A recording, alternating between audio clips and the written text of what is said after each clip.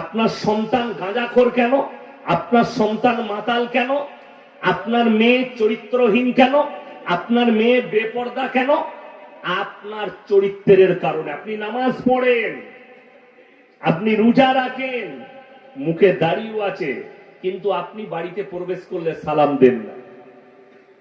ঠিক বললাম না ভুল বললাম? ঘরে প্রবেশ করছেন, মসজিদে এসছেন নামাজ পড়তে, মসজিদে ঢোকার সময় সালাম দিলেন, বাড়িতে যতবার বাইরে যাবেন, যতবার প্রবেশ করবেন, ততবার সালাম দিবেন। দরজায় আসসালামু আলাইকুম, আমি আসছি, আপনি সালাম দেন না। আপনার সন্তানের মধ্যে সালামের ফিজান আপনার পরিবারের মধ্যে নেই। বাড়িতে ঢুকছে, কই গো মুখের মা, হারামখোর, নিজেকে মুসলমান দাবি করে, ও মুখের মা। আর ও মুখের মা উত্তর দিচ্ছে এসে ভাত রেডি। উত্তর এটা। আরে তুমি সালাম দেবে আসসালামু আলাইকুম, স্ত্রী উত্তর দিবে ওয়া আলাইকুম সালাম, বাড়ির সন্তানরা উত্তর দিবে ওয়া আলাইকুম সালাম। আসুন ভাত রেডি হয়ে গেছে, এইসব সালাম কালাম নেই তো আপনার পরিবারে অশান্তি আসবে না তো কার পরিবারে আসবে? আপনার পরিবারে আল্লাহর গজব নাজিল হবে না তা কার উপরে নাজিল হবে? আমি এখনো বক্তব্য শুরু করিনি, এরপরে শুরু করব বক্তব্য। কেন বললাম 30 কোটি মুসলমান নেই? মোবাইল খুলেন, ইন্টারনেট খুলেন, দেখতে পাবেন। আপনি কি মনে করছেন কিয়ামত অনেক দূরে আছে? না, কিয়ামতের ছোট ছোট আলামত গুলো প্রকাশ পেতে শুরু করে দিয়েছে। তার মধ্যে 1 নম্বর আলামত, আল্লাহর ঘর মসজিদের ভেতরে দুনিয়াদারির কথা হবে। এখন হচ্ছে না হয়নি? জুম্মার দিনে, আজকে শুক্রবার ছিল, জুম্মার দিনে ইমামের খুতবা চলছে, এরা ব্যবসার গল্প করছে, সংসারের গল্প করছে, নিজের গল্প করছে। এটা কিয়ামতের আলামত। নাম্বার 2, রাস্তাঘাটে, রাস্তার উপরে গাধার মতো জিনা করতে লাগবে নারী আর পুরুষ। গাধার মতো জিনা করবে নারী আর পুরুষ, এটা কিয়ামতের আলামত।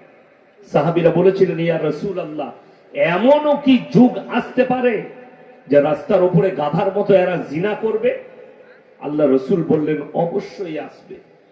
আজকে সেই দিন এসে পৌঁছে গেছে, সেই আলামত এসে পৌঁছে গেছে। নাম্বার 3, পর আপন হবে, আপন পর হয়ে যাবে। ভাইয়ের দুশ্মন ভাই হবে, আর তার বন্ধু হবে তার আপন। প্রতিবেশী হবে আপন, কিন্তু মায়ের পেটের ভাই হবে দুশ্মন। আপনি খালি খুঁজে নেন আপনার গ্রামে, আপনার পরিবেশে, আপনি খালি খুঁজে নেন কে কার দুশ্মন। ভাই ভাইয়ের জানের দুশ্মন। কিয়ামতের আলামতে মানুষের কাছে, মুসলমানের কাছে হারামটা এমন ভাবে তারা ব্যবহার করবে যেমন ওটা হারামই নয়, হালাল মনে করবে। আজকে দেখো, মদ হারাম না হালাল? কথা বলে না, হারাম। ইলমবাজার থানায় দেখিয়ে দেবো, মুসলমান ছেলে মদ খায়, মদ বিক্রিও করে। ঠিক বললাম না ভুল বললাম? আপনার গ্রামে পাবেন, আপনার এলাকায় পাবেন, কিন্তু গ্রামে কোনো বিচার নেই।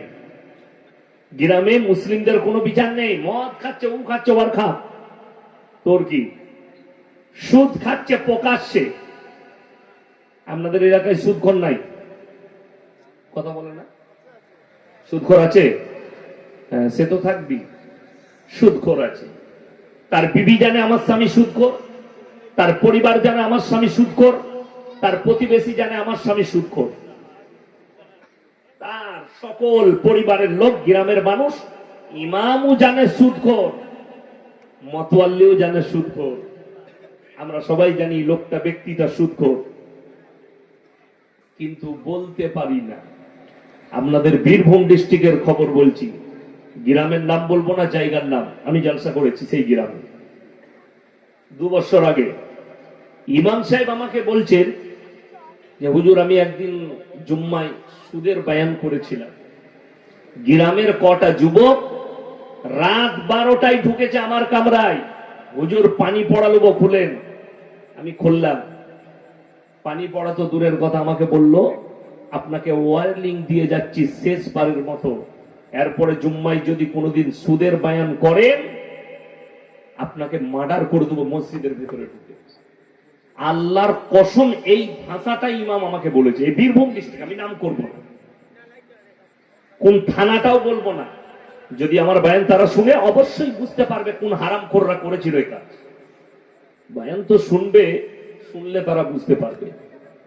ইমামকে কে?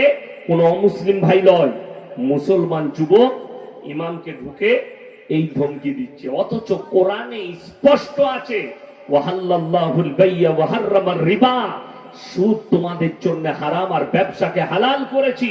আল্লাহ রাসূল বলেছেন কেউ যদি 1 টাকা সুদ খায়, মায়ের সঙ্গে, আপন মায়ের সঙ্গে জন্মদাতা মায়ের সাথে 36 বার জিনা করার সমান পাপ হবে। নাউজুবিল্লাহ। নিজের মায়ের সঙ্গে। যারা সুদ খাচ্ছেন, যারা সুদখোর আছেন তারা শোনো, প্রতিনিয়ত তুমি নিজের মায়ের সঙ্গে জিনা করার পাপ করছো।